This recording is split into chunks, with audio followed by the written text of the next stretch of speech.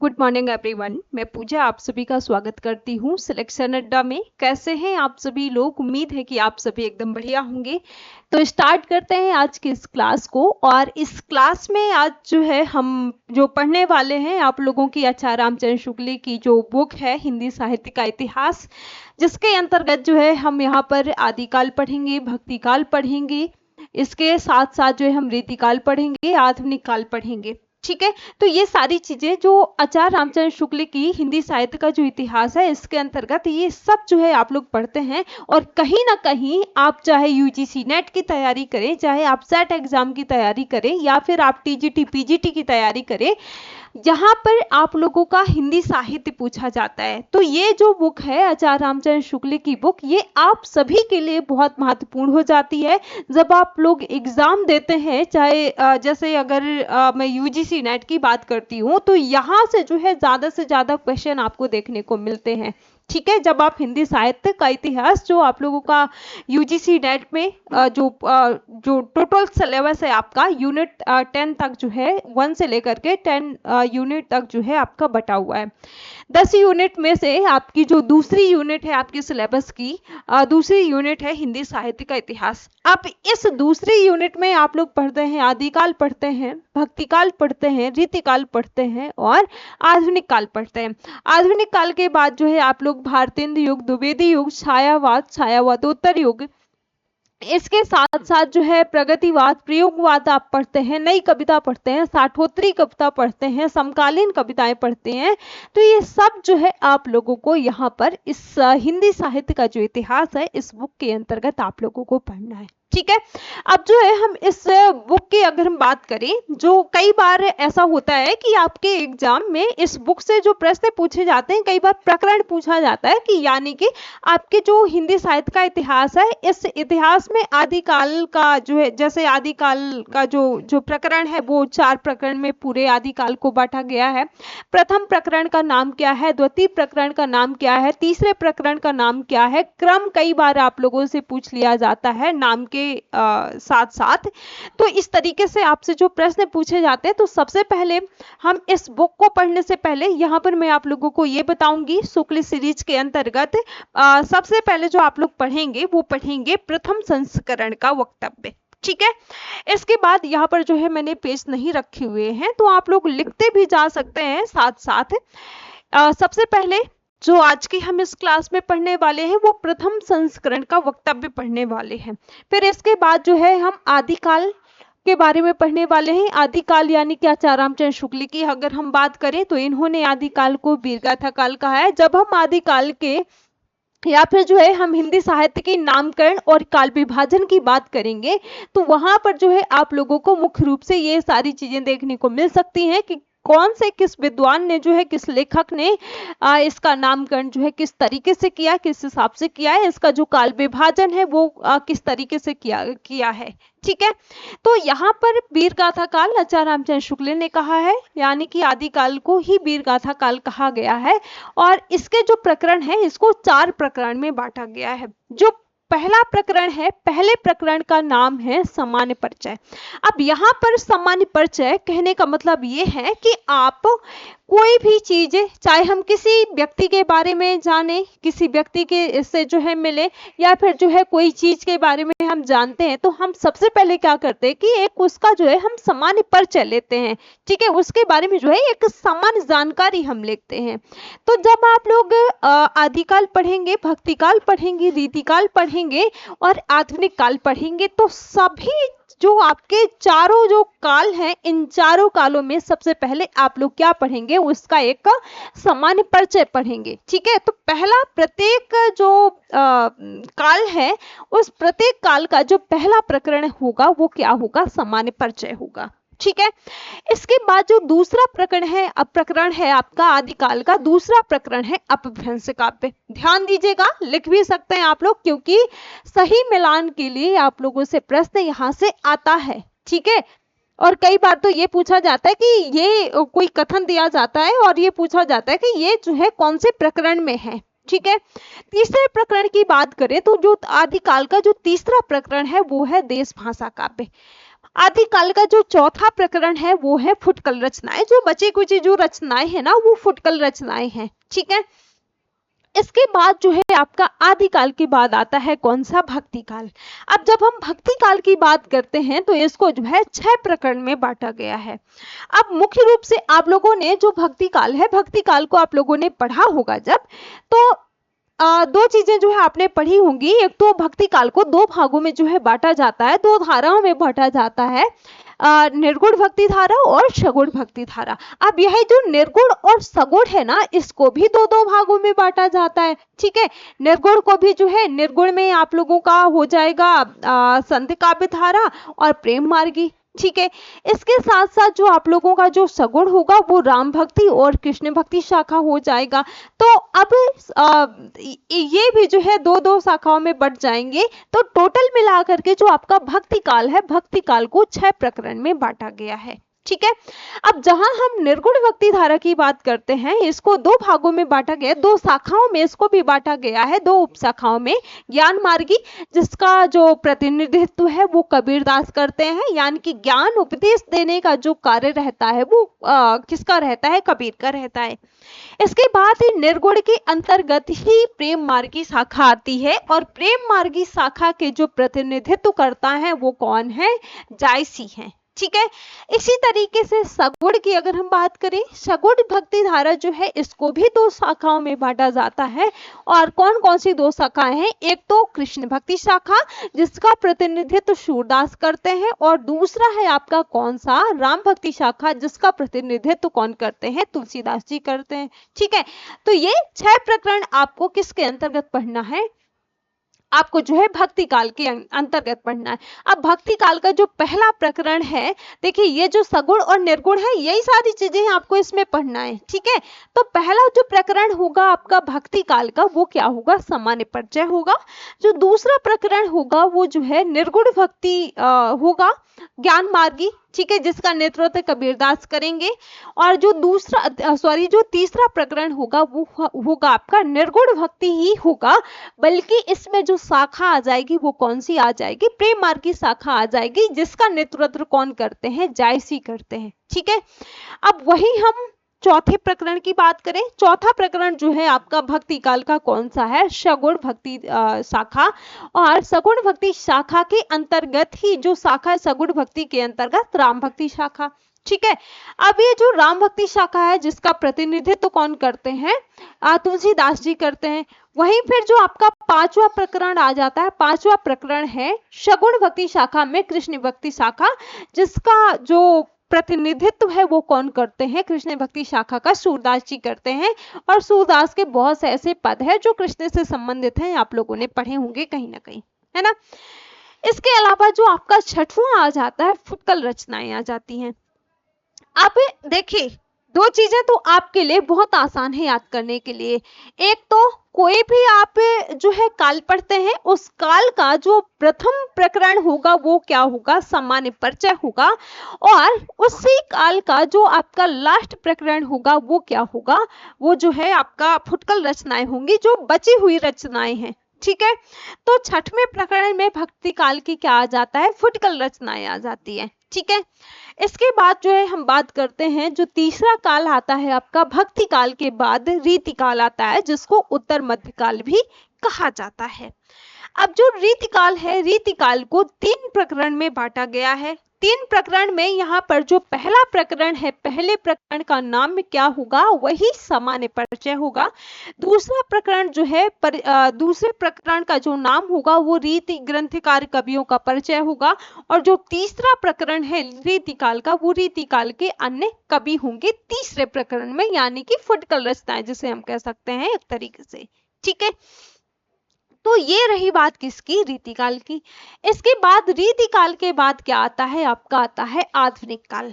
अब जब हम यहाँ पर आधुनिक काल की बात करते हैं तो यहाँ पर जो समय है, जो काल विभाजन है, वो जो है यहाँ पर आपको उत्थान में देखने को मिलेगा, ठीक है। प्रथम उत्थान, द्वितीय उत्थान, तृतीय उत्थान, ये सब जो आप लोगों ने पढ़ा होगा। तो आधुनिक काल जो कि इसमें अगर हम बात करें 2 प्रकरण मुख्य रूप से जो है यहाँ पर आपको जो है जो प्रकरण देखने को मिलते हैं 5 प्रकरण, ठीक है।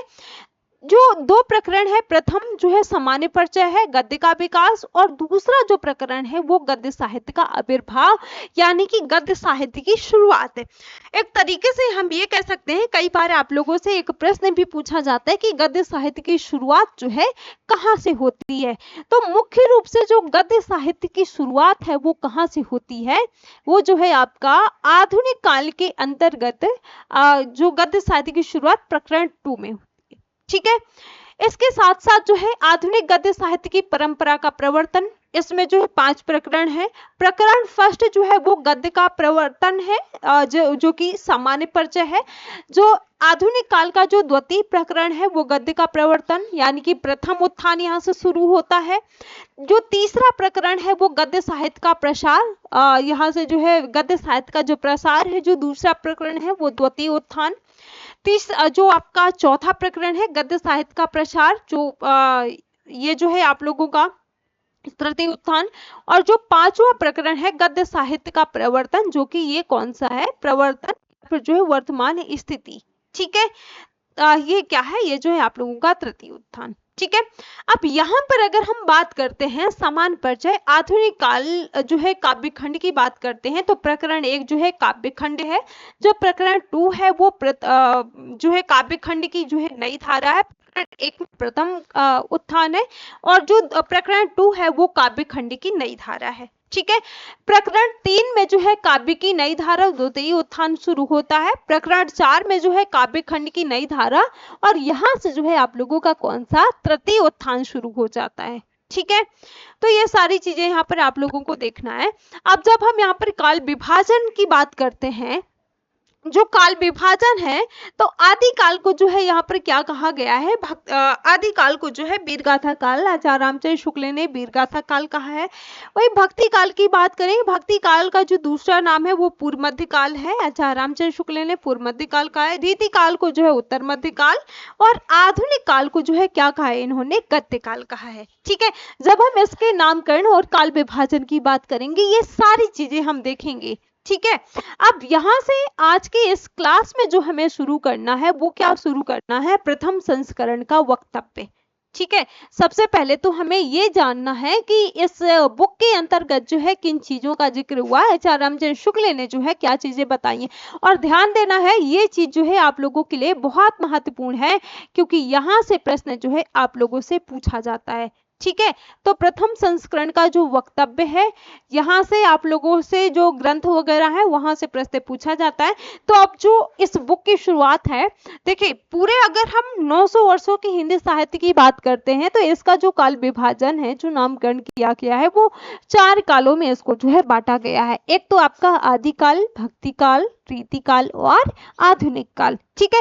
अब इन चारों कालों को हम इस बुक के अंतर्गत यहाँ पर हम पढ़ेंगे, जो कि आचार्य रामचंद्र शुक्ल ने जो है इस बुक में सारी चीजों को जो है इन्होंने बताया है। जो काल विभाजन किया गया है वो किस हिसाब से किया गया है, किसने इसका काल विभाजन क्या किया, ये सारी चीजें यहाँ पर आप लोगों को जानना है, यहाँ पर सारी चीजें आपको पढ़ना है। तो ये बुक आपके हर एग्जाम के लिए बहुत महत्वपूर्ण है। आप जहाँ पर हिंदी साहित्य पूछा जाता है तो वहां पर जो है ये बुक आपके लिए बहुत उपयोगी सिद्ध होने वाली है, ठीक है। तो अब यहाँ पर जो है हम शुरू करते हैं प्रथम संस्करण का वक्तव्य। हिंदी कवियों का एक वृत्त संग्रह। अब सबसे पहले यहाँ से ही आपके लिए बहुत महत्वपूर्ण हो जाता है, हिंदी कवियों का वृत्त संग्रह ठाकुर शिव सिंह सेंगर ने सन 1883 ईस्वी में प्रस्तुत किया। अब जो न्यू बुक है यहाँ पर थोड़ा सा मिस्टेक है, 1800 यहाँ पर 33 नहीं है, बल्कि क्या है, इसका जो समय है वो 1883 है, ठीक है। तो पहला प्रश्न तो यहीं से आप लोगों से पूछा जाता है कि हिंदी कवियों का जो वृत्त संग्रह है वो ठाकुर शिव सिंह सेंगर ने सन 1883 ईस्वी में प्रस्तुत किया। इसके पीछे सन 1889 में डॉक्टर अफसर जॉर्ज गियर्सन जो है, इन्होंने modern vernacular literature of northern Hindustan, जो कि इनका ग्रंथ है, इसके नाम से जो है एक वैसा ही बड़ा जो है कविता संग्रह निकाला, ठीक है। इसके साथ साथ जो है काशी की नागरिक प्रचारणी सभा का ध्यान आरंभ से ही जो है इस बात की ओर गया था कि सहस्त्रों बहुत पहले से जो है हस्तलिखित जो हिंदी पुस्तकें थी वो देश के अनेक भागों में जो है राज पुस्तकालयों तथा लोगों की ओर जो है लोगों के घरों में अज्ञात पड़ी हुई थी। अतः यहाँ पर शुक्ल जी कहते हैं कि सरकार की आर्थिक सहायता से जो है उसने सन 1900 से जो है पुस्तकों की खोज का जो है काम हाथ में लिया और सन 1911 ईस्वी तक जो है अपनी खोज की 8 रिपोर्टों में सैकड़ों अज्ञात कवियों यानी कि जो कुछ ऐसे कवियों को इसमें रखा गया जो अज्ञात कवि हैं, उन अज्ञात कवियों तथा ज्ञात कवियों के अज्ञात ग्रंथों का जो है इसमें पता लगाया गया। सन 1913 ईस्वी में जो है इस सारी सामग्री का उपयोग करके मिश्र बंधुओं ने जो है श्रीयुत पंडित श्याम बिहारी मिश्र आदि ने जो है अपना बड़ा भारी कवित्व संग्रह कौन सा मिश्र बंधु विनोद इन्होंने जो है जिसमें वर्तमान काल के कवियों और लेखकों का भी समावेश इसमें किया गया है। अब कई बार यहाँ से अभी आगे मैं आप लोगों को पढ़ाऊंगी, एक प्रश्न आप लोगों से पूछा जाता है कि इसमें जो मिश्र बंधुओं का जो मिश्र बंधु विनोद है इसमें कितने कवियों का जिक्र हुआ है, ऐसे करके एक प्रश्न आप लोगों से पूछा जाता है। ठीक है, तो किसके किसके बारे में पहले तो आपको यहाँ पर ध्यान देना है। पहले ही पेज में एक ठाकुर शिव सिंह सेंगर ने जो है 1883 ईस्वी में एक व्रत संग्रह जो है इन्होंने प्रस्तुत किया। उसके पीछे जो है डॉक्टर जो है जॉर्ज एयरसन ने 1889 ईस्वी में modern vernacular literature of northern Hindustan के नाम से एक वैसा ही जो है ठाकुर शिव सिंह सेंगर का जैसा ही जो है एक बड़ा इन्होंने कवित्व संग्रह निकाला। ठीक है, इसके बाद काशी नागरिक प्रचारणी सभा का ध्यान आरंभ से इस बात की ओर गया था कि पहले से जो हस्तलिखित जो हिंदी पुस्तकें थी देश के अनेक भागों में जो है राज पुस्तकालयों तथा लोगों में अज्ञात पड़ी हुई थी, तो उन चीजों को जो है यहाँ पर क्या किया गया है, आर्थिक सहायता से उनके सन 1900 ईस्वी 1900 जो है से जो है पुस्तकों की खोज का इन्होंने काम हाथ में लिया और 1911 तक जो है अपनी खोज को 8 रिपोर्टों और सैकड़ों जो अज्ञात कवि हैं जो ज्ञात कवि हैं उनकी जो रचनाएं हैं उन रचनाओं का पता जो है उन ग्रंथों का पता जो है इसके अंतर्गत है। ठीक है, इसके बाद जो है वैसा ही एक बड़ा भारी जो कवित्व संग्रह है वो मिश्र बंधु विनोद का है, मिश्र बंधु विनोद है, मिश्र बंधुओं का है, जो कि मिश्र बंधु जो है ये 3 भाई थे। इन तीनों भाइयों के बारे में कई बार पूछा जाता है, इनका क्रम पूछा जाता है आप लोगों से।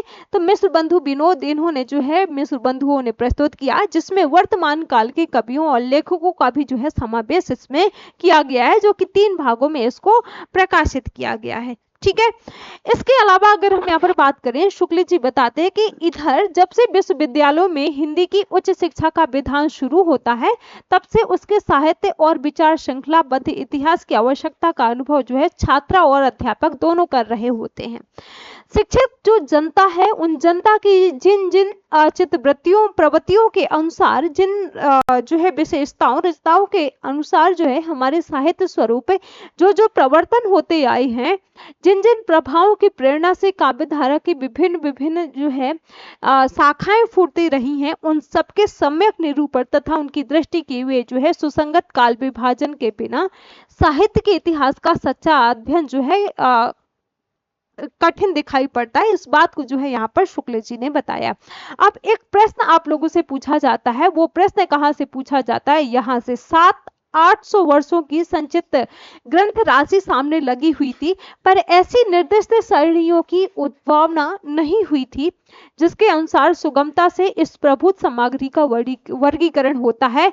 ये जो कथन है ना आप लोगों से जो है पूछा गया है। ठीक है, तो इसको आपको ध्यान देना है यहां से।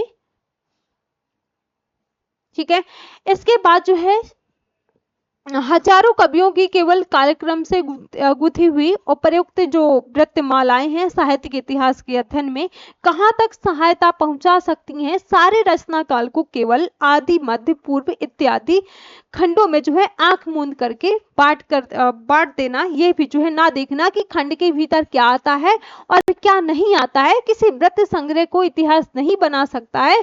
इन सारी चीजों को जो है इसमें बांटा गया है। ठीक है, इसके बाद जो है 5 या 6 वर्ष हुए छात्रों के उपयोग के लिए मैंने कुछ, यहाँ पर शुक्ल जी कहते हैं कि मैंने जो है छात्रों के उपयोग के लिए कुछ संक्षिप्त नोट्स तैयार किए थे, जिसमें परिस्थिति के अनुसार शिक्षित जनसमूह की बदलती हुई प्रवृत्तियों को लक्ष्य करके जो है उनको ध्यान करके हिंदी साहित्य के इतिहास के काल विभाग और रचना की जो है विभिन्न विभिन्न जो है शाखाओं के निरूपण का एक कच्चा ढांचा इन्होंने तैयार किया, और इसी में से जो है हिंदी शब्द सागर समाप्त हो जाने पर उसकी भूमिका के रूप में जो है भाषा और साहित्य का विकास देना भी स्थिर किया गया।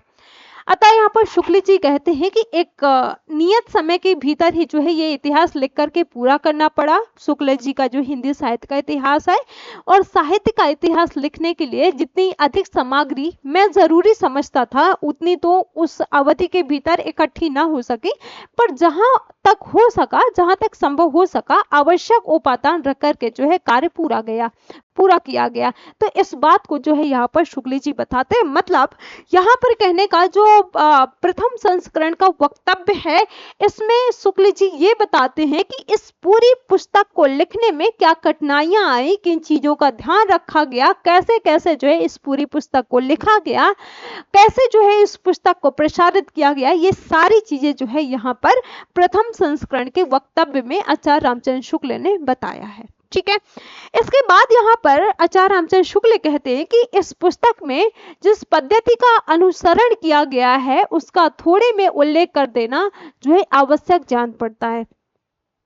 इसके बाद जो है यहाँ पर शुक्ल जी कहते हैं कि पहले जो है काल विभाग की ही बात ले, काल विभाग को लीजिए, जिस काल विभाग के भीतर जो है किसी विशेष ढंग की रचनाओं की प्रचुरता दिखाई पड़ती है, वो जो है एक अलग काल माना गया है और उसका नामकरण जो है उन्हीं रचनाओं के स्वरूप के अनुसार किया गया है। इसी प्रकार जो है इसी प्रकार का काल एक निर्दिष्ट समान लक्षण जो है बनाया जा सकता है। किसी एक ढंग की जो है रचना की प्रचुरता से जो है अभिप्राय ये है कि दूसरे ढंग की जो रचनाएं हैं उन रचनाओं में से जो है चाहे किसी एक ढंग की रचना को ले, वो जो है उस पे वो जो परिणाम है वो प्रथम के बराबर ना होगी, ये नहीं, और वो सब ढंगों की रचनाएं मिलकर के भी जो है उसके बराबर नहीं होंगी। तो ऐसा जो है यहाँ पर आचार्य रामचंद्र शुक्ल ने कहा है। साथ ही साथ यहाँ पर इन्होंने ये बताया कि यदि किसी काल में 5 ढंग की रचनाएं हैं, ठीक है, 5 ढंग की रचनाएं यहाँ पर कैसी हैं, 10, 5, 6, 7 और 2, तो ये क्रम में मिलती है। तो जिस ढंग की रचना जो है 10 पुस्तकें हैं उसकी प्रचुरता कही जाएगी, यद्यपि शेष और ढंग की सब पुस्तकें जो है 20 हैं।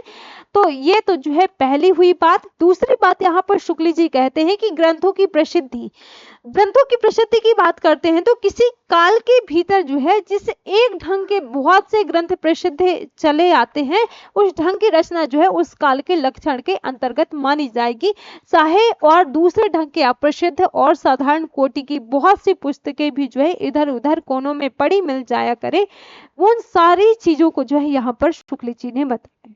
इसके साथ साथ इन्होंने कहा है कि प्रसिद्धि की अगर हम बात करते हैं ना तो प्रसिद्धि भी जो है किसी काल की लोक प्रवृत्ति की प्रतिध्वनि है। सारांश ये है, कहने का मतलब ये है कि इन दोनों बातें जो काल विभाजन, जो काल विभाग है और जो ग्रंथ है, तो इन दोनों बातों की ओर जो है ध्यान रख करके काल विभागों का जो है जो नामकरण है वो किया गया है। ठीक है, अब जो यहाँ पर देखिए काल विभाजन और जो नामकरण है वो किया कैसे गया है। जब आगे आप लोग आदिकाल पढ़ते हैं, भक्ति काल, रीति काल और आधुनिक काल, तो उस टाइम की जो रचनाएं हैं, उस टाइम के जो कवि वगैरह है ना, उनका जो समय है ना, उस समय के अनुसार इसका काल विभाजन किया गया, उन रचनाओं के आधार पर काल विभाजन और नामकरण किया गया है। ठीक है, तो वही बात यहाँ पर शुक्ल जी बताते हैं। अभी तक ये जो जितना भी मैंने बताया, तो यहाँ पर शुक्ल जी का कहने का मतलब ये है कि जो काल विभाग है और जो ग्रंथकार हैं, जो ग्रंथ है, इन दोनों बातों की ओर ध्यान रख करके काल विभागों का जो नामकरण है वो किया गया है। ठीक है, इसके बाद यहाँ पर शुक्ल जी कहते हैं कि आदिकाल का नाम मैंने क्या रखा है, वीर गाथा काल रखा है। तो ध्यान देना है, शुक्ल जी यहाँ पर खुद बताते हैं, जो कि आप लोग कई बार जो है जब नामकरण की बात करी जाती है तो वहां पर आप लोग कंफ्यूज हो जाते हैं। है ना। तो आदिकाल को आचार्य रामचंद्र शुक्ल ने क्या कहा है, वीर गाथा काल रखा है। उक्त काल के भीतर जो है दो प्रकार की रचनाएं मिलती हैं। इसके भीतर जो है दो प्रकार की रचनाएं मिलती हैं, अपभ्रंश की और देश भाषा बोलचाल की भाषा। अब यहाँ पर अपभ्रंश और देश भाषा बोलचाल की भाषा जब आप लोग किसके बारे में पढ़ेंगे, आप विद्यापति के बारे में पढ़ेंगे और साथ ही साथ जो है आप लोग खुसरो के बारे में पढ़ेंगे, है ना। तो ये कुछ ऐसी रचनाएं भी यहाँ पर आप लोगों को आदिकाल के अंतर्गत मिलती हैं। आदिकाल के अंतर्गत ही आप लोगों को यहाँ पर क्या क्या पढ़ना है, आप लोगों को जो है नाथ साहित्य के बारे में पढ़ना है, सिद्ध साहित्य पढ़ना है, जैन साहित्य पढ़ना है, और इसी के साथ साथ जो है आप लोगों को विद्यापति की पदावली पढ़नी है, अमीर खुसरो के बारे में पढ़ना है, अमीर खुसरो की पहेलियां मुकरियां पढ़नी है, ठीक है, दो सुखने आपको पढ़ने हैं। तो ये सबका सब यहाँ पर शुक्ल जी ने ये बताया है कि ये जो काल विभाजन है, जो नामकरण है, आदिकाल का नाम मैंने वीर गाथा काल रखा है, और इसी काल के भीतर जो है दो प्रकार की रचनाएं मिलती हैं, अपभ्रंश की और देश भाषा बोलचाल की, ठीक है। इसी के साथ साथ जो है अपभ्रंश की पुस्तकों में कई तो जैनों के धर्म तत्व निरूपण संबंधी हैं, जो साहित्य की कोटि में नहीं आते हैं, जिनका उल्लेख केवल ये दिखाने के लिए ही किया गया है कि अपभ्रंश भाषा का व्यवहार जो है कब से हो रहा था, यानी कि अपभ्रंश भाषा की जो शुरुआत है वो कब से करी जा रही थी। इस बात को यहाँ पर शुक्ल जी ने बताया है कि इसका प्रयोग जो है इसलिए किया गया है। साहित्य कोटि में आने वाली रचनाओं में कुछ तो भिन्न भिन्न विषयों पर जो है फुटकल दोहे भी मिलते हैं, जिनके अनुसार जो है उस काल की कोई विशेष प्रवृत्ति निर्धारित नहीं की जा सकती। साहित्यिक पुस्तकें जो है यहाँ पर मिलती हैं, देश भाषा काव्य की जो है पुस्तकें मिलती हैं। आप देखिए कई बार तो आप लोगों से ये पूछ लिया जाता है साहित्यिक पुस्तकें कौन कौन सी हैं और देश भाषा काव्य की पुस्तकें कौन कौन सी हैं। तो जो साहित्यिक पुस्तकें हैं वो साहित्यिक पुस्तकें हैं कितनी, 4। अब ये जो टोटल पुस्तकें हैं ना, 8 जो है वो देश भाषा काव्य की पुस्तकें हैं, 4 जो है वो साहित्यिक पुस्तकें हैं। अब ये साहित्यिक पुस्तकों में से कौन कौन सा, एक तो विजयपाल रासो, हम्मीर रासो, कीर्तिलता और कीर्ति पताका, ठीक है। ये जो कीर्तिलता और कीर्ति पताका है ये किसकी है, ये दोनों जो है ये विद्यापति की है, ठीक है, विद्यापति की है। इसके अलावा विजयपाल रासो और हम्मीर रासो, तो ये 4 जो रचनाएं हैं, ये 4 साहित्यिक जो पुस्तकें हैं आपको किसके अंतर्गत इसमें जो है आपको देखने को मिलता है, ठीक है। इसके साथ साथ आप लोगों की 8 जो है वो देश भाषा काव्य की पुस्तकें हो जाती है। अब जब देश भाषा काव्य की बात करते हैं ना, तो इसमें से आपका खुमार रासो हो जाएगा, बीचल देव रासो, पृथ्वीराज रासो, जयचंद्र प्रकाश, मयंक जस चंद्रिका, परिमाल रासो, जिसमें से आल्हा का मूल रूप यहाँ पर आपको देखने को मिलेगा। आल्हा मुख्य रूप से अगर हम बात करते हैं जो आपका बुंदेलखंड वाला जो एरिया है, मुख्य रूप से अगर हम बात करें महोबा, ठीक है, ये बारिश के टाइम पर आल्हा जो है गाया जाता है। तो ये आपका किसमें मिलेगा, ये मिलता है देश भाषा काव्य की जो 8 पुस्तकें हैं, देश भाषा काव्य के अंतर्गत इसको रखा गया है। इसके साथ साथ जो है खुसरो की पहेलियां, यानी कि अमीर खुसरो की जो पहेलियां और जो मुकरियां हैं वो बहुत प्रसिद्ध रही हैं। तो ये किसके अंतर्गत, ये जो है आपका देश भाषा काव्य के अंतर्गत आ जाएगा। और साथ ही साथ जो विद्यापति की पदावली है, विद्यापति की जो पदावली है, इसके पदावली के कारण विद्यापति को मैथिल कोकिल कहा गया है, क्योंकि जो विद्यापति की पदावली है वो मैथिली भाषा में है, और मैथिली भाषा में होने के कारण इसको विद्यापति को कई जो है इनको पुरस्कार वगैरह मिले हैं, पुरस्कारों से सम्मानित किया गया है। इसी वजह से विद्यापति को क्या कहा जाता है, मैथिल कोकिल कहा जाता है। तो यहाँ पर एक चीज आपको ध्यान देना है कि विद्यापति की जो कीर्तिलता और जो कीर्ति पताका है, तो कीर्तिलता और जो कीर्ति पताका है ना, ये किस में रखा गया है, ये जो है साहित्यिक पुस्तकों में रखा गया है। साहित्यिक पुस्तकें जो कि 4 हैं। इसके साथ साथ विद्यापति की जो पदावली है, खुसरो की जो पहेलियां हैं, परमाल रासो है, जयमंक जस चंद्रिका है, जयचंद्र प्रकाश है, पृथ्वीराज रासो, बीसल देव रासो और खुमार रासो, तो ये सब जो है आपका किस में रखा गया है, ये रखा गया है देश भाषा काव्य में, ठीक है। अब ये जो टोटल पुस्तकें 8 पुस्तकें आपकी ये हो गई, 8 पुस्तकें ये हो गई, और 4 पुस्तकें जो है आपकी साहित्यिक पुस्तकें हो गई। टोटल मिलाकर के इनकी जो संख्या हो जाती है 12 पुस्तकें हो जाती हैं, ठीक है। अब इन्हीं यहाँ पर शुक्ल जी कहते हैं कि यही जो 12 पुस्तकें हैं, इन्हीं 12 पुस्तकों की दृष्टि से आदिकाल का लक्षण, निरूपण और नामकरण हो सकता है। ठीक है। अब इन्हीं 12 पुस्तकों के आधार पर हम आदिकाल का जो नामकरण है, जो काल विभाजन है, जो निरूपण है, जो लक्षण है, उसको जो है हम कर सकते हैं। ठीक है। इनमें से अंतिम 2 तथा बीसलदेव रासो, ये जो हमने पुस्तकें देखी, तो यहाँ पर बताया गया है, शुक्ल कहते हैं कि इनमें से अंतिम 2 पुस्तकें, ठीक है, अंतिम 2 बीसलदेव रासो को छोड़ करके से सब ग्रंथ जो है वीर गाथात्मक ही रहे हैं। अब यहाँ पर कौन कौन से हैं, अंतिम 2 पुस्तकें आपकी कौन सी हैं? एक तो बीसलदेव रासो को छोड़ करके, ठीक है, ये आपका बीसलदेव रासो को छोड़ करके, और इसके अलावा जो अंतिम जो खुसरो की जो पहेलियां, विद्यापति की जो पदावली है, इनको छोड़ करके यहाँ पर कहा गया है कि शेष सभी जो ग्रंथ हैं वो कैसे हैं, वीर गाथात्मक ग्रंथ हैं। ठीक है। अतः आदिकाल का नाम, शुक्ल जी कहते हैं कि आदिकाल का नाम जो है वीर गाथा काल ही रखा जा सकता है। अब यहाँ पर आपको बात समझ में आई कि आदिकाल को वीर गाथा काल नाम जो है इन्होंने क्यों रखा है।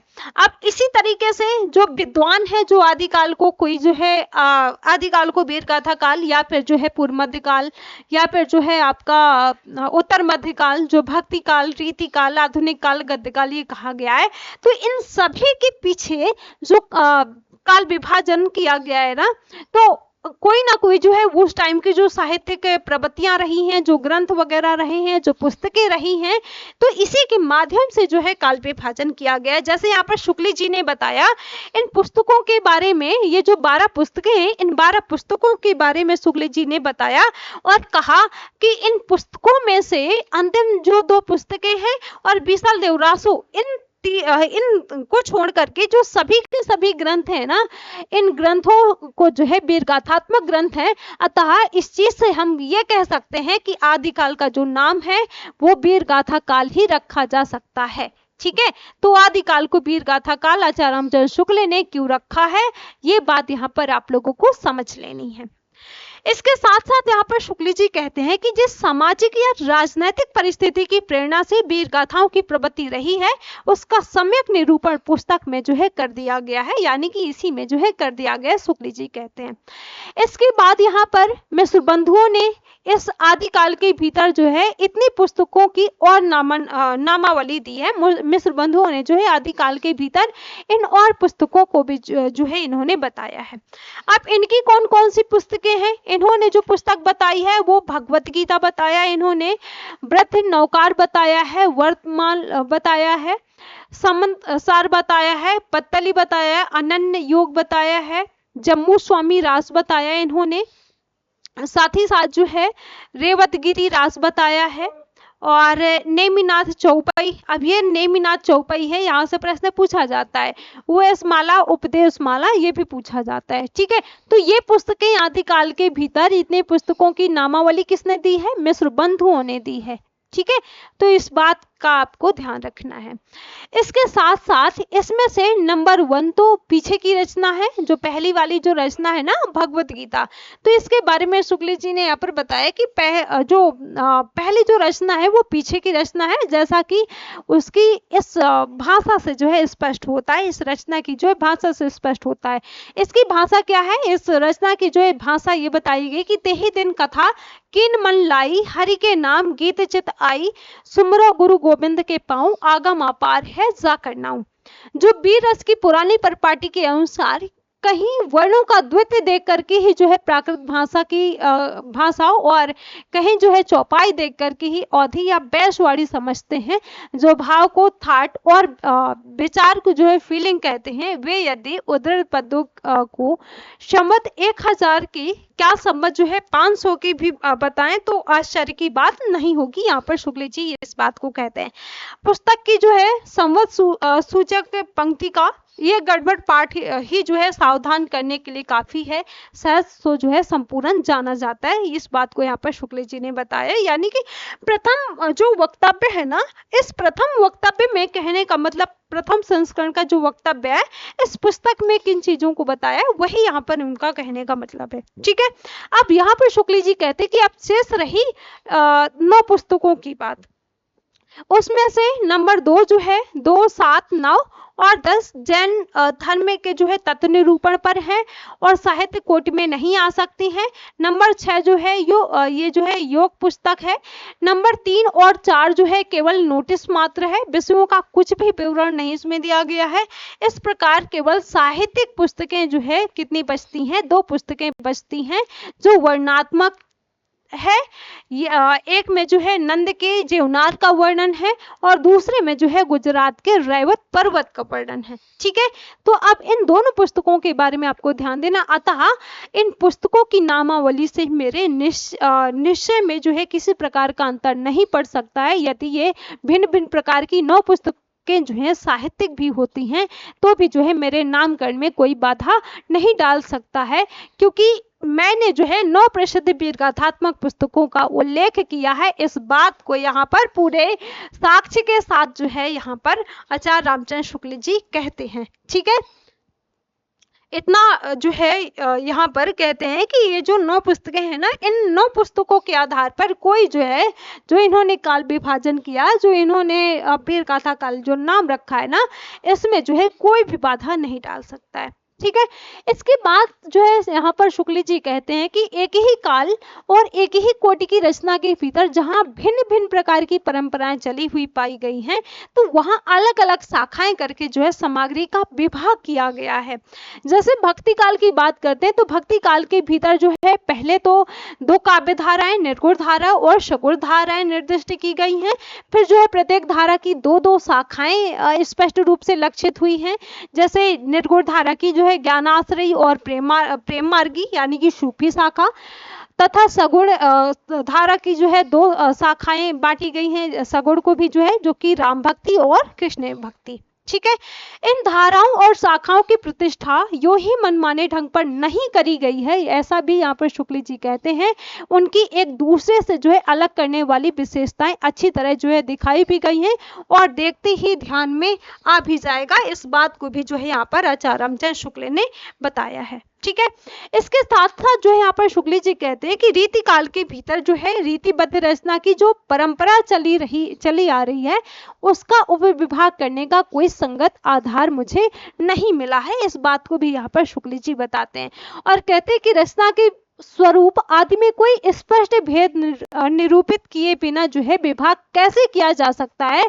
किसी काल विस्तार को लेकर के यूं ही पूर्व और उत्तर नाम देकर के 2 हिस्से कर डालना, ऐसा जो है ऐतिहासिक विभाग नहीं कहला सकता है। जब तक पूर्व और उत्तर के अलग अलग लक्षण न बताए जाएंगे तब तक जो है इस प्रकार के विभाग का कोई अर्थ नहीं है। इस बात को यहाँ पर शुक्ल जी कहते हैं। इसी प्रकार शुक्ल जी कहते हैं कि थोड़े थोड़े अंतर पर होने वाले कुछ जो प्रसिद्ध कवि हैं उन कवियों के नाम पर जो है अनेक कालबान चलने के पहले जो है ये दिखाना आवश्यक है कि प्रत्येक काल प्रवर्तक कवि का ये प्रभाव जो है उसके काल में होने वाले सब कवियों में जो है समान रूप से पाया जाता है। और विभाग का कोई अगर हम बात करते हैं तो इसका जो है कोई पुष्टि आधार होने का कोई आधार मिल जाए, पर जो है अभी तक मुझे ऐसा नहीं मिला है। इस बात को भी यहाँ पर आचार्य रामचंद्र शुक्ल कहते हैं। इसके बाद जो है बात आती है रीतिकाल पर। रीतिकाल में शुक्ल जी यहाँ पर कहते हैं कि रीतिकाल के संबंध में 2 बातें और कहनी है।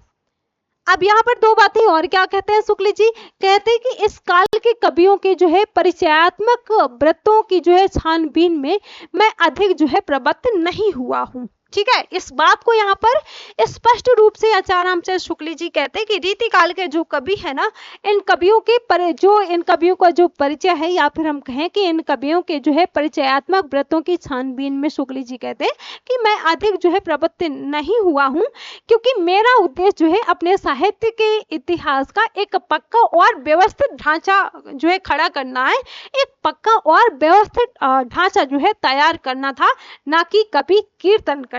ठीक है, तो इस बात को भी यहाँ पर शुक्ल जी पूरे जो है जोश के साथ कहते हैं। ठीक है, इसके बाद जो है अतः कवियों की परिचयात्मक विवरण जो है मैंने प्रायः कहाँ से लिए हैं, मिश्रबंधु विनोद से लिए हैं। अब इस चीज को आपको ध्यान देना है, बहुत जरूरी है। ये आपसे पूछा जा सकता है कि कवियों का जो परिचयात्मक विवरण है वो शुक्ल जी ने कहाँ से लिया है। तो शुक्ल जी खुद बताते हैं कि इन कवियों का जो परिचयात्मक विवरण है वो मैंने मिश्रबंधुओं के मिश्रबंधु विनोद से लिए हैं। कहीं कुछ कवियों के विवरण में परिवर्तन और परिष्कार भी किया है, जैसे ठाकुर दीनदयाल गिरी, राम सहाय और रसिक गोविंद के विवरण में जो है इन्होंने कुछ परिवर्तन किया है। साथ ही साथ यदि कुछ कवियों के नाम छूट भी गए हैं, अब देखिए लास्ट में शुक्ल जी ये बताते हैं, जैसे ये सारी चीजें यहाँ पर इन्होंने बताई, ठीक है, कि ये पूरा जो 4 कालों में सब पूरी 900 वर्षों के जो साहित्य को आप 4 कालों में पढ़ने वाले हैं, इस पुस्तक में स्टार्टिंग में जो इन्होंने बताया और फिर लास्ट में कहते हैं कि अगर इसमें आपको कुछ कवियों में जो है थोड़ा बहुत कुछ कवियों के अगर नाम जो है वो छूट भी गए हैं, तो किसी जो है कवि की किसी मिली हुई पुस्तक का उल्लेख नहीं किया गया है, तो इससे मेरी जो है कोई बड़ी उद्देश्य हानि नहीं हुई है। इस काल के भीतर मैंने जितने कवि लिए हैं या जितने ग्रंथों के नाम दिए हैं उतने ही जरूरत से ज्यादा मालूम हो रहे हैं। ठीक है, इस बात को यहाँ पर शुक्ल जी ने कहा है।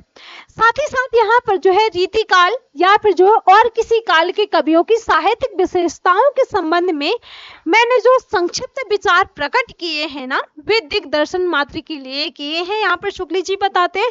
और साथ ही साथ कहते हैं कि इतिहास की पुस्तक में किसी कवि की पूरी या अधूरी आलोचना भी नहीं आ सकती। किसी कवि की आलोचना लिखनी होगी तो स्वतंत्र प्रबंध या फिर जो है पुस्तक के रूप में लिखूंगा। बहुत प्रसिद्ध कवियों के संबंध में ही थोड़ा विस्तार से लिखना पड़ता है, पर वहां भी जो है विशेष प्रवृत्तियों का ही निर्धारण किया गया है। इस बात को यहाँ पर शुक्ल जी कहते हैं और कहते हैं कि ये आवश्यक है कि उसमें से कुछ जो प्रवृत्तियां हैं, जो विशेषताएं हैं, उन विशेषताओं को मैंने रसोपयोगी और कुछ को जो है बाधक कहा है। ठीक है, साथ ही साथ यहाँ पर शुक्ल जी कहते हैं कि रही बात आधुनिक काल की, तो आधुनिक काल में जो है गद्य का आविर्भाव सबसे प्रधान साहित्यिक घटना मानी गई है, इसलिए उसके प्रसार का वर्णन जो है विशेष विस्तार के साथ करना पड़ा है। और मेरा विचार इस थोड़े से काल के बीच जो है हमारे साहित्य के भीतर जितनी अनेक रूपता का विकास हुआ है उनको आरंभ तक ला करके जो है उसमें आगे की जो विशेषताएं हैं, आगे की जो प्रवृत्तियां हैं, उन प्रवृत्तियों का समान और जो संक्षिप्त उल्लेख है वो करके ही जो है छोड़ देने का था, क्योंकि जो वर्तमान के लेखक हैं वो वर्तमान के लेखकों और कवियों के संबंध में कुछ लिखना जो है अपने सिर पर एक बला का मूल लेना ही समझ पड़ता है। इस बात को भी यहाँ पर शुक्ल जी ने बताया है। ठीक है, सारी चीजों से जो है ये बचते हुए भी चले हैं। ठीक है, इस बात को भी यहाँ पर आपको ध्यान देना है। इसी के साथ साथ शुक्ल जी कहते हैं कि वर्तमान सहयोगियों तथा उनकी जो है अमूल्य कृतियों का उल्लेख भी थोड़े बहुत विवेचन के साथ डरते डरते मैंने किया है। इस बात को भी यहाँ पर शुक्ल जी कहते हैं।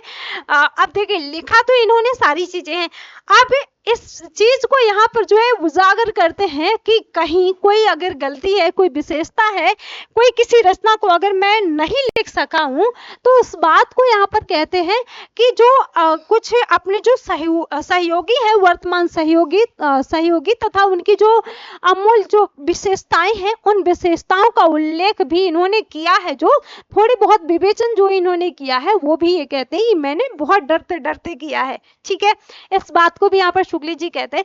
साथ ही साथ ये कहते हैं कि वर्तमान काल के अनेक प्रतिभा संपन्न और प्रभावशाली लेखकों और कवियों के नाम जो है जल्दी में या फिर जो है भूल से छूट गए होंगे, इसके लिए जो है उनसे या फिर जो है उनसे भी अधिक उनकी कृतियों से विशेष रूप से परिचित महानुभावों से जो है क्षमा की प्रार्थना है। ठीक है, इस बात को यहाँ पर शुक्ल जी कहते हैं। साथ ही साथ कहते हैं कि जैसा पहले कहा जा चुका है कि ये जो पुस्तक है ये जल्दी में तैयार करनी पड़ी है।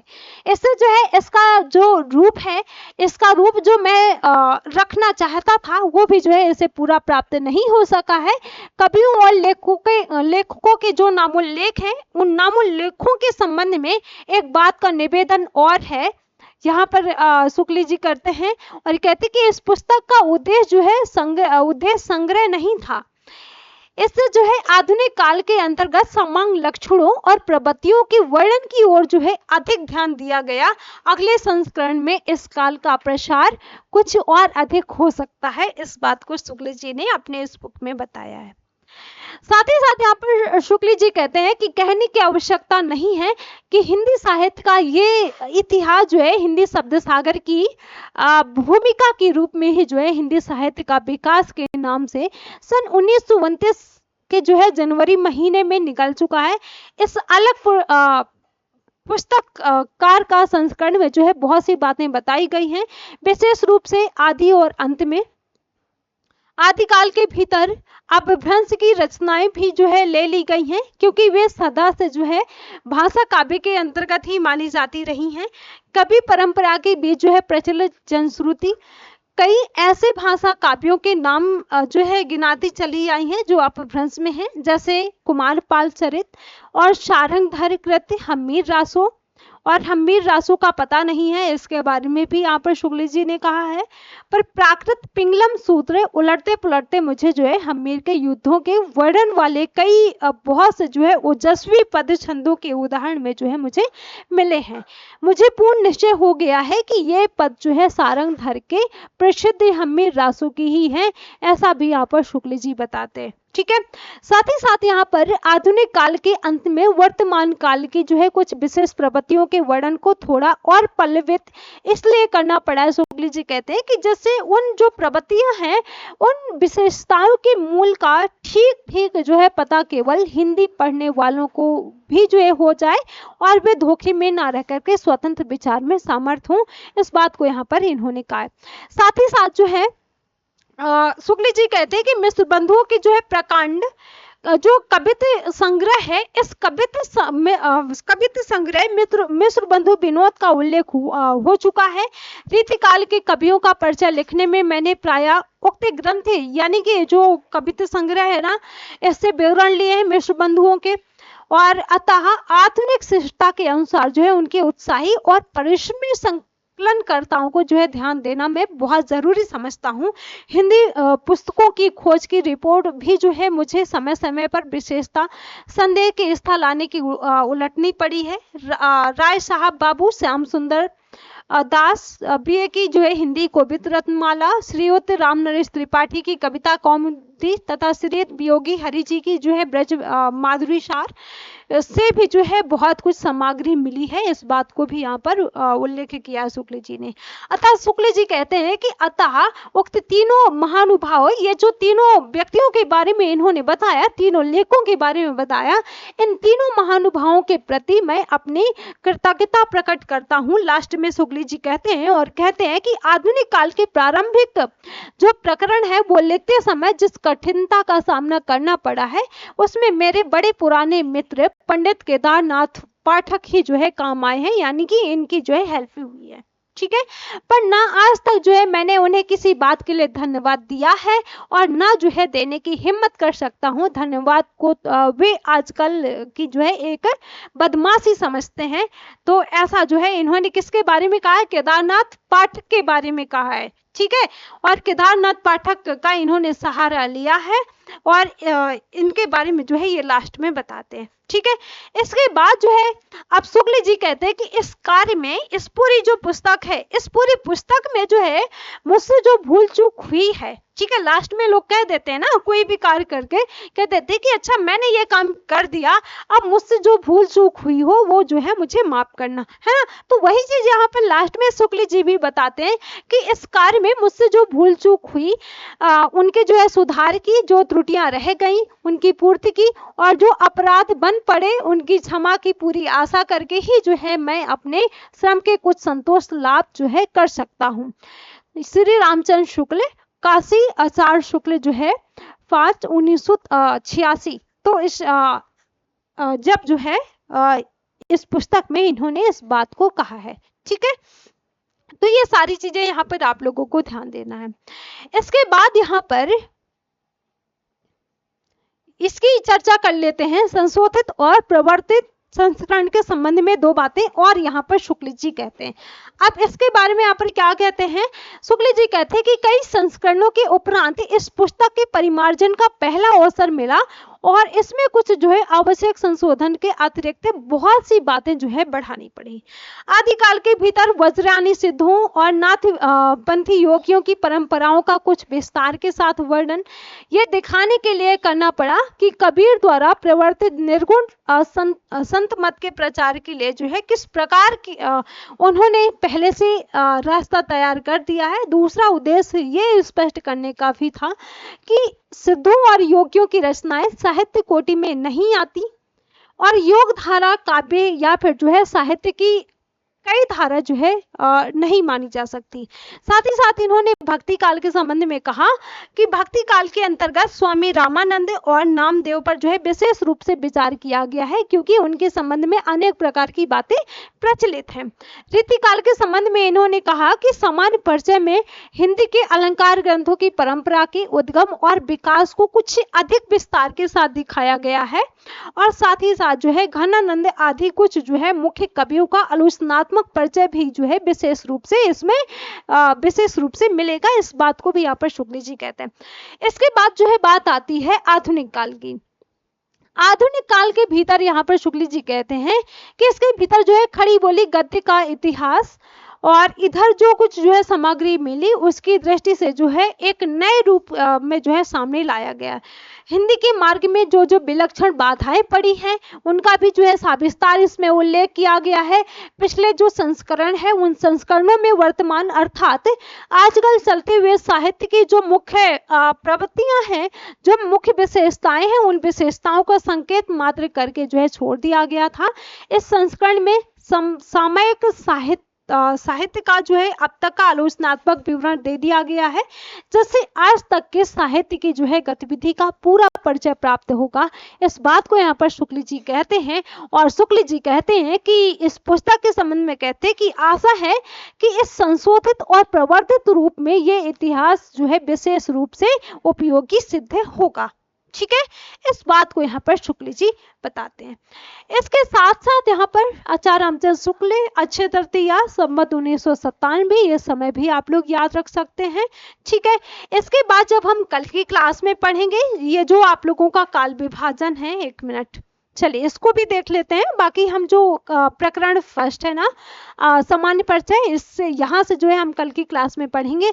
लेकिन जो काल विभाग है, अब काल विभाग की जैसे अभी हम चर्चा कर रहे थे, काल विभाग में जैसे मैंने आपको बताया कि आचार्य रामचंद्र शुक्ल है जो हिंदी साहित्य का जो पूरा का पूरा इतिहास है, इन 900 इतिहासों को जो है 4 कालों में इन्होंने बांटा है। ठीक है, तो यहाँ पर काल विभाग के संबंध में कहते हैं कि जबकि प्रत्येक देश का साहित्य जो है वहाँ की जनता की चित्रवृत्तियों का संक्षिप्त जो है प्रतिबिंब होता है और यहाँ से प्रश्न पूछा गया है, ये कथन आप लोगों को ध्यान देना है। ठीक है, ये जो पॉइंट है ये ध्यान देना है। जब तक ये निश्चित है कि जनता की चित्तवृत्ति के प्रवर्तन के साथ साथ साहित्य के स्वरूप में भी परिवर्तन होता चला आता है। आदि से अंत तक जो है इन्हें चित्तवृत्तियों की परंपरा को परखते हुए साहित्य परंपरा के साथ जो है उनका सामंजस्य दिखाना ही साहित्य का इतिहास कहलाता है। जनता की चित्तवृत्ति बहुत कुछ राजनीतिक, सामाजिक, सांप्रदायिक तथा धार्मिक परिस्थिति के अनुसार हो सकती है। अतः शुक्ल जी कहते हैं कि कारण स्वरूप इन ये जो परिस्थितियां हैं, इन परिस्थितियों का किंचित दिग्दर्शन भी जो है साथ साथ आवश्यक होता है। इस दृष्टि से जो है हिंदी साहित्य का विवेचन करने में ये बात जो है ध्यान में रखनी होगी कि किसी विशेष समय में लोगों में रुचि विशेष का संचार और पोषण किधर से और किस तरीके से, किस प्रकार से हुआ है, इस बात का जो है यहाँ पर हमें ध्यान देना होगा। ठीक है, इस पूरी बात को यहाँ पर शुक्ल जी कहते हैं कि उपर्युक्त जो व्यवस्था है, इस व्यवस्था के अनुसार हम हिंदी साहित्य का जो इतिहास है, एक मिनट, यहाँ पर शुक्ल जी कहते हैं कि इस पूरी व्यवस्था के अनुसार हम हिंदी साहित्य का जो इतिहास है, इस इतिहास को 900 वर्षों के इतिहास को 4 कालों में विभक्त करते हैं। अब 4 कालों में आप लोगों ने पढ़ा है आदिकाल, पूर्व मध्यकाल, उत्तर मध्यकाल और आधुनिक काल।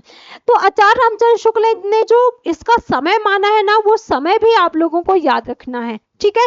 तो आदिकाल वीरगाथा काल, जिसका जो समय इन्होंने संवत 1050 से 1300 जो है 75 तक माना है। वही पूर्व मध्यकाल, जिसको भक्ति काल कहा जाता है, इसका जो समय है आचार्य रामचंद्र शुक्ल ने 1375 से जो है 1700 बिक्रीमी संवत तक माना है।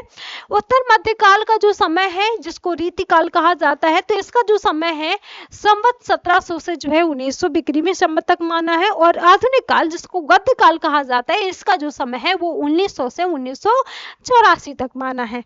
ठीक है, संवत 1900 से 1984 तक। तो ये आचार्य रामचंद्र शुक्ल के हिंदी साहित्य के इतिहास, जो कि 900 वर्षों के पूरे इतिहास को 4 कालों में बांटा है, और इन्हीं 4 कालों के बारे में हमें कल से एक एक करके देखना है। ठीक है, आदिकाल, पूर्व मध्यकाल, उत्तर मध्यकाल और आधुनिक काल, इनके बारे में हम चर्चा करेंगे। अब यहाँ पर आचार्य रामचंद्र शुक्ल कहते हैं कि यद्यपि इन कालों की रचनाओं की विशेष प्रवृत्ति, यानी कि जो विशेषताएं रही हैं या जो काल विभाजन है, इन कालों की विशेष प्रवृत्ति के अनुसार ही इनका नामकरण किया गया है। ठीक है, यानी कि नामकरण मतलब जैसे आदिकाल को वीरगाथा काल कहा गया, भक्ति काल को पूर्व मध्यकाल, रीति काल को उत्तर मध्यकाल, आधुनिक काल जो है गद्य काल। तो इन सभी के पीछे जो है उस टाइम की जो रचनाएं हैं, उन रचनाओं की जो विशेष प्रवृत्तियां रही हैं, उन प्रवृत्तियों के आधार पर जो है इसका नामकरण किया गया है। इस बात को यहाँ पर आपको ध्यान देना है। ठीक है, इसके साथ साथ पर यह ना समझना चाहिए कि विशेष काल में और प्रकार की जो है रचनाएं होती ही नहीं थी। ऐसा भी जो है नहीं कहा जा सकता कि उस टाइम, उस समय पर जो है कोई विशेष काल की रचनाएं भी नहीं रही होंगी, ऐसा भी जो है नहीं कहा जा सकता। जैसे भक्ति काल या फिर जो है रीति काल को ले लें, तो उसमें जो है वीर रस के अनेक काव्य मिलेंगे, जिसमें वीर राजाओं की प्रशंसा उसी ढंग से होगी जिस ढंग से जो है वीरगाथा काल में हुआ करती थी। अतः प्रत्येक काल का वर्णन जो है इस प्रणाली पर किया जाएगा कि पहले तो उक्त काल की विशेष प्रवृत्ति सूचक उन रचनाओं का वर्णन होगा जो उस काल के लक्षण के अंतर्गत होगी। पीछे संक्षिप्त में जो है उनके अतिरिक्त और प्रकार की जो है ध्यान देने योग्य रचनाओं का उल्लेख होगा। इस बात को यहाँ पर शुक्ल जी ने बताया है इस अपने प्रथम संस्करण का जो वक्तव्य है इसके अंतर्गत। ठीक है, अब कल से जो हमें पढ़ना है ये आदिकाल का जो प्रकरण फर्स्ट है, जो समान परिचय है, यहाँ से जो है हम कल के इस क्लास में स्टार्ट करेंगे। तो मुझे उम्मीद है कि इस पूरी जो आज की क्लास है, इस क्लास में किसी को कोई भी डाउट नहीं होगा। और जो हिंदी साहित्य का इतिहास है, इस पुस्तक को जो है आप जरूर जो है सभी जिन विद्यार्थियों का हिंदी साहित्य है, हिंदी साहित्य चाहे आप यूजीसी नेट या फिर नेट या फिर आप टीजीटी पीजीटी या फिर आप किसी भी असिस्टेंट प्रोफेसर या आप सेट एग्जाम की तैयारी करते हैं, तो आप सबके लिए जो है ये बहुत महत्वपूर्ण है। ठीक है, इसी के साथ साथ जो है आप लोगों को एक एक करके प्रत्येक प्रकरण की क्लासेस डेली आप लोगों को मिलती जाएंगी। और ये जो हमारी क्लास होगी, डेली जो क्लास होगी आप लोगों को 2 PM पर मिलेगी। ठीक है, 2 PM पर ये जो हमारी क्लास होगी आपको प्रीमियर क्लास मिलेगी। और बाकी किसी को जो भी डाउट है आप लोग कमेंट बॉक्स में जो है बोल सकते हैं। कमेंट बॉक्स में आप लोगों का जो भी डाउट है वो मैसेज कर सकते हैं, वहां पर आप लोगों को रिप्लाई कर दिया जाएगा।